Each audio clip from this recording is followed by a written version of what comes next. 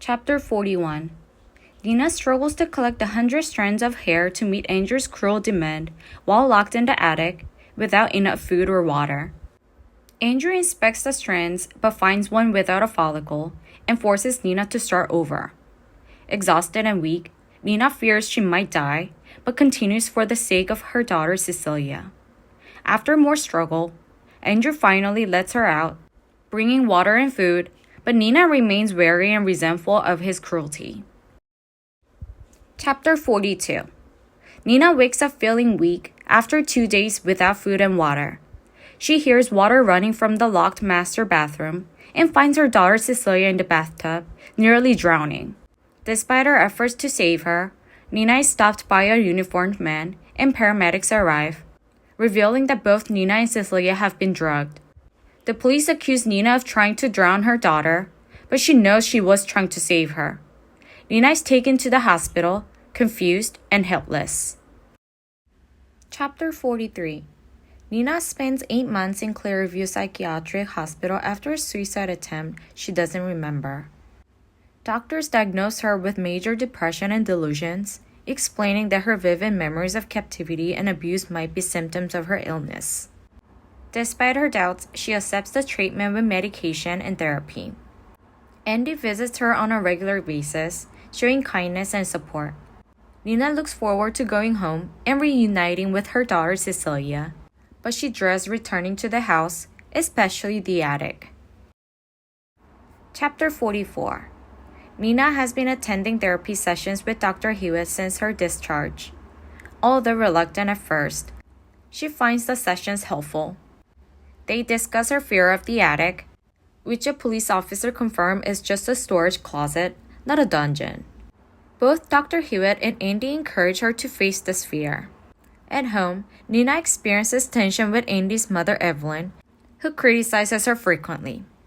Despite discomfort, Nina looks forward to spending time with her daughter Cecilia and decides to try going to the attic. Chapter 45. Nina and Andy stand at the attic door as Andy encourages her to face her fear and see that attic is just a storage closet, not a dungeon. The bright, harsh lighting inside the attic causes Nina discomfort, and Andy explains that the light is a privilege, criticizing her for wasting electricity. Andy imposes strict rules about silence regarding her captivity, threatening her with further discipline in the attic room. Despite her terror and exhaustion, Nina begins to realize the full extent of Andy's control and torment and fears for her future. Chapter 46. Nina reflects on her life 7 years into her marriage with Andy, describing him as financially supportive and a steady father, yet she hates him deeply. Despite her attempts to escape, Andy's control and threats, especially regarding her mental health, keep her trapped. She struggles with the unpredictability and cruelty of being sent to the attic for punishment. Nina also worries about Cecilia's safety, as Andy uses manipulative punishments on their daughter. Nina finds some solace in her friendship with Suzanne and a kind landscaper Enzo, who seems to understand her without judgment. Despite moments of hope, Nina remains trapped in her prison disguised as a home. Chapter 47. Nina has been locked in the attic for about 20 hours as punishment by Andy. After a minor transgression, using too much air freshener, Andy forces her to spray pepper spray into her own eyes. Despite the pain and suffering, Nina clings to hope when she sees Enzo, the landscaper, outside. Enzo tries to help her by demanding the attic key and offering support, but Nina fears the consequences due to Andy's power and influence. Eventually, Enzo threatens to break down the door and call the police if Nina isn't released by morning. When Nina is finally let out, she is visibly injured but tries to convince Enzo she is fine. Nina confides in Enzo about her abuse, and he becomes furious, vowing to help her escape Andy's control. Chapter 48. Nina secretly meets with Enzo to plan her escape from Andy. She pretends to argue with Enzo in front of others to avoid suspicion. Enzo shares his tragic past involving his sister and her abusive husband, which motivates him to help Nina. Nina prepares necessary documents and money for the escape, but is caught by Andy at home with evidence of her plans. She barely escapes and turns to Enzo for help, who suggests a drastic plan to get rid of Andy.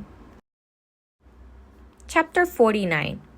Nina searches for a replacement wife who is young, beautiful, and desperate enough to take her place with Andy. She hires Millie, a woman with a troubled past, to live in the attic as her replacement. Nina deliberately treats Millie badly to make her hate her and create an opportunity for Millie and Andy to connect. Nina plans to be infertile and informs Evelyn about her fake pregnancy. After fighting with Andy and revealing her infertility, Nina sees Millie and Andy growing closer, knowing she's finally free. Chapter 50. Nina feels hopeful that Andy will never lock her in the attic again, but she remains cautious until they are officially divorced. She plans a fresh start with Cecilia and is relieved when Enzo arrives to help her. Unexpectedly, they share a tender moment and kiss, revealing Nina's awakening emotions after years of numbness. However, Enzo insists they cannot abandon Millie, Nina's replacement, and urges Nina to tell her the truth. Nina resists, fearing the consequences.